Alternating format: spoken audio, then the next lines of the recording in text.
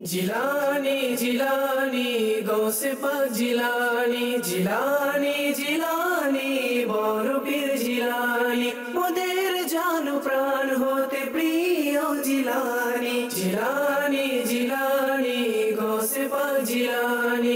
আলহামদুলিল্লাহ রাব্বিল আলামিন ওয়াসসালাতু ওয়াসসালামু আলা সাইয়্যিদিল মুরসালিন আম্মা বা'দ ফাআউযু বিল্লাহি মিনাশ শাইতানির রাজীম বিসমিল্লাহির রহমানির রহিম। الصلاة والسلام عليك يا رسول الله. الصلاة والسلام عليك يا رسول الله. الصلاة والسلام عليك يا حبيب الله. الصلاة والسلام عليك يا حبيب الله. الصلاة والسلام عليك يا نبي الله. الصلاة والسلام عليك يا نبي الله. وعلى آلك وأصحابك يا نور الله. وعلى آلك وصحبك يا نور الله. প্রিয় ছোট বন্ধুরা এবং মাদানী চ্যানেলের দর্শকবৃন্দ, আপনাদের সকলের অত্যন্ত প্রিয় অনুষ্ঠান ছোটদের গাউসে পাক এর স্বাগতম জানাচ্ছি। আমাদের অনুষ্ঠানের নাম কি?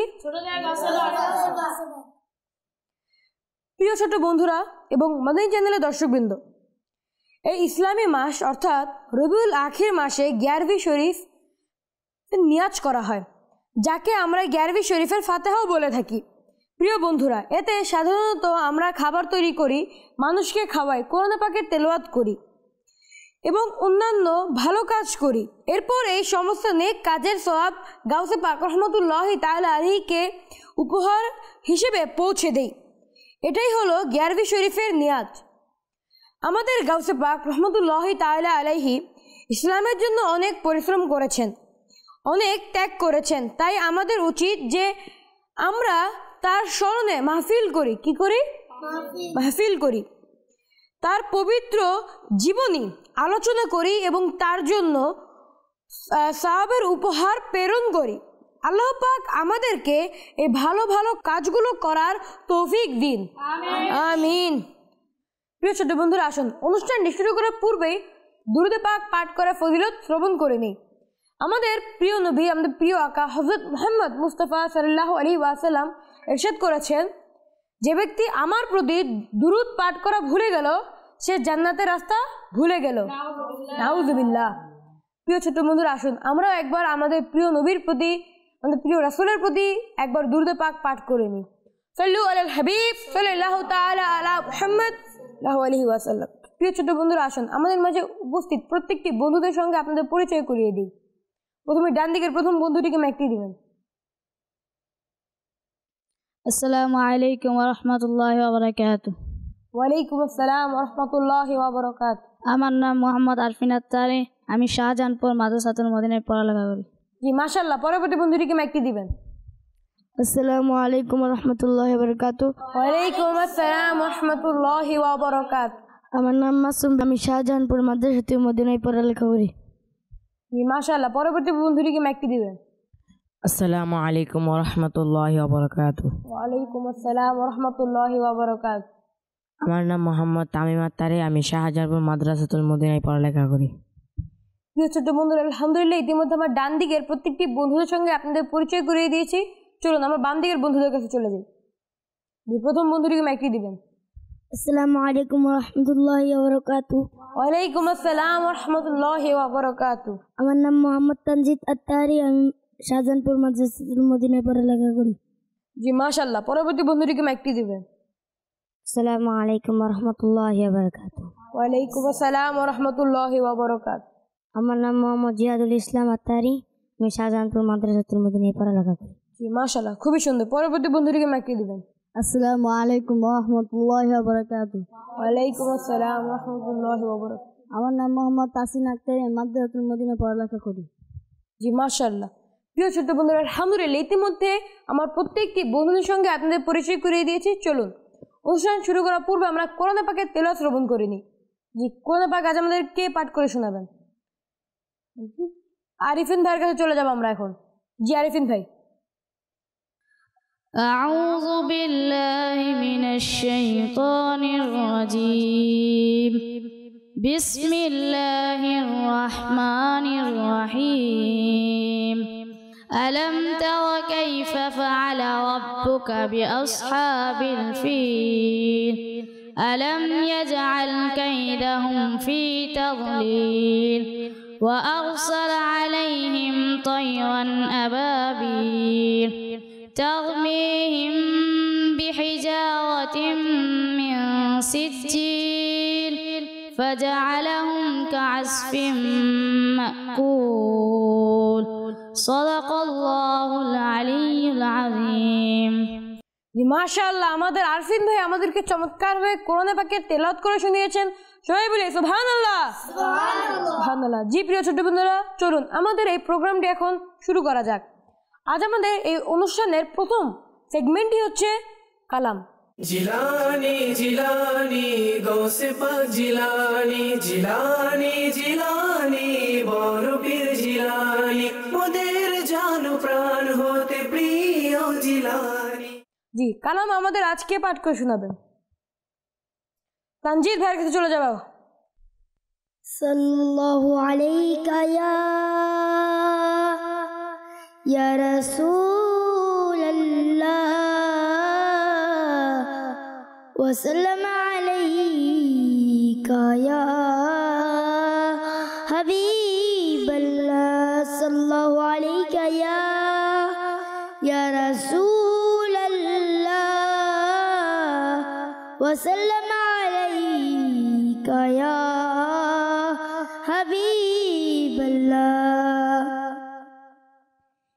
সোনার মদিনায় আমার প্রাণের মদিনা, সব ভুলিব কিন্তু তোমায় ভুলতে পারি না, সব ভুলিব কিন্তু তোমায় ভুলতে পারি না।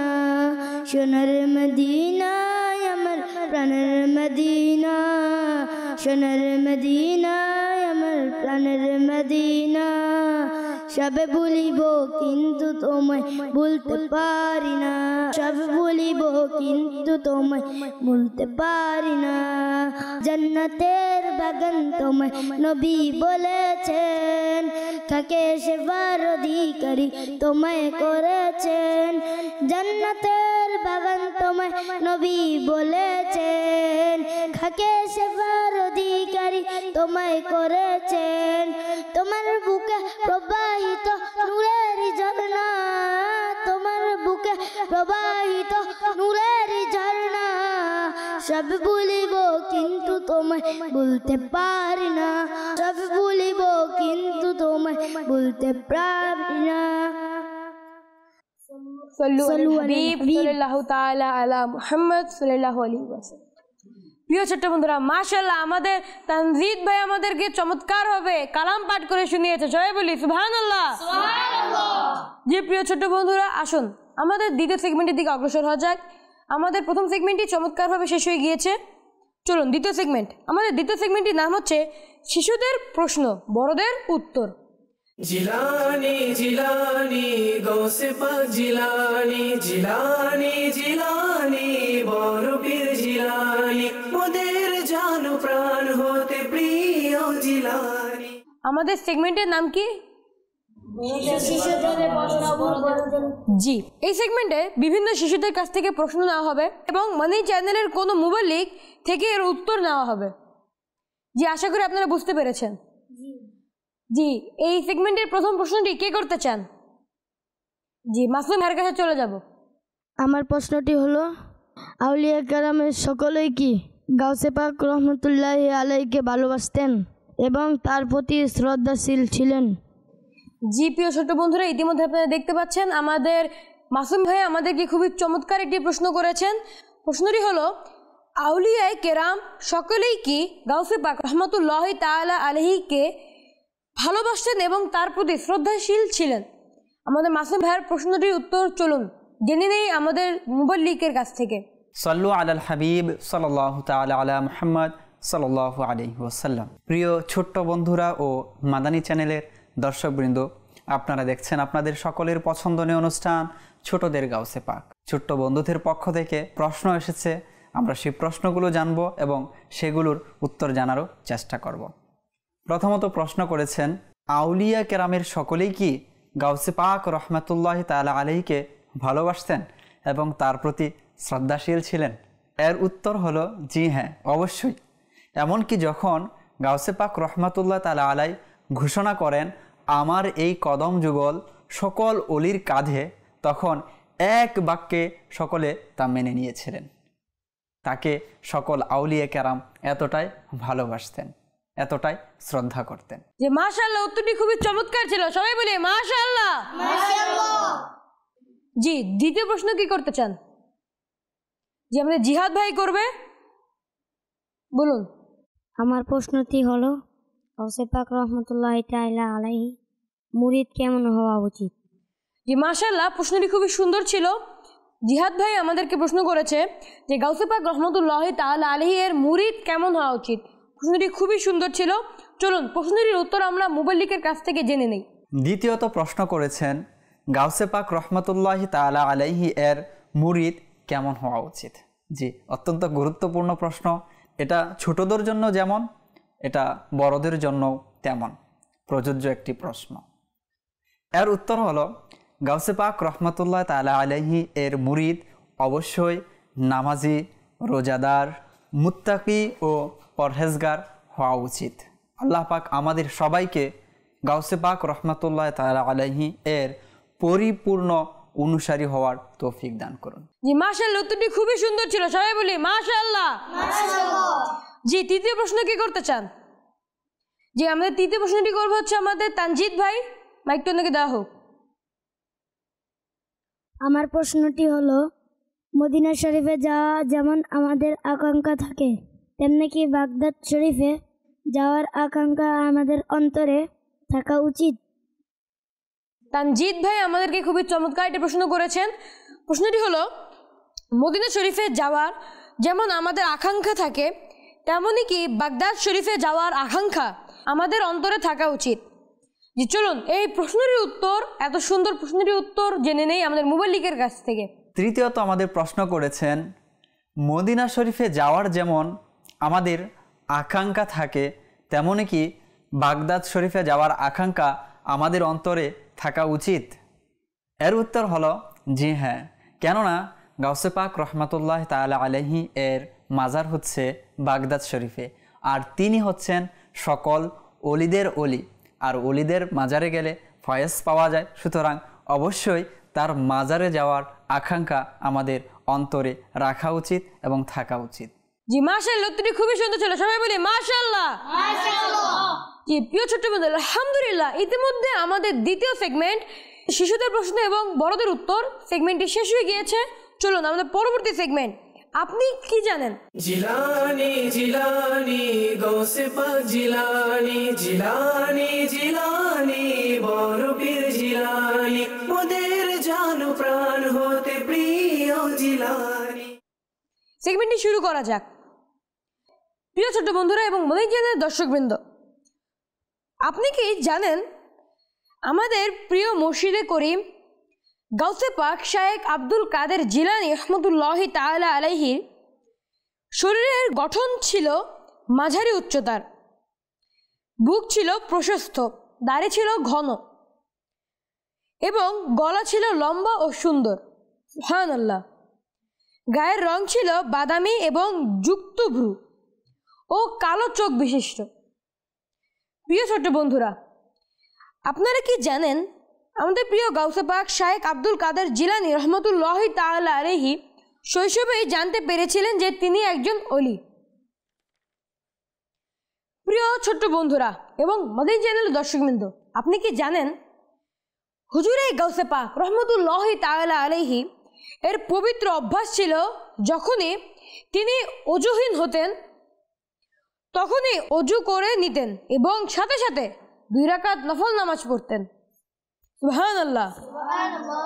প্রিয় ছোট্ট বন্ধুরা এবং মদিনা চ্যানেলের দর্শকবৃন্দ, আপনি কি জানেন আউলিয়া কেরামের সর্দার শায়েখ আব্দুল কাদের জিলানী রহমতুল্লাহি তাআলা আলাইহি 40 বছর যাবত মানুষকে ওয়াজ ও নসিহত করেছে। সুবহানাল্লাহ। প্রিয় বন্ধুরা, আপনারা কি জানেন গাউসে পাক রহমতুল্লাহি তাআলা আলাইহি এর মাহফিলের মানুষের সংখ্যা অত্যন্ত বেশি হতো, কিন্তু তার পবিত্র কণ্ঠস্বর যেমন কাছের লোকেরা শুনতেন তেমনি দূরের লোকেরাও এভাবে শুনতে পেতেন। সুবহানাল্লাহ।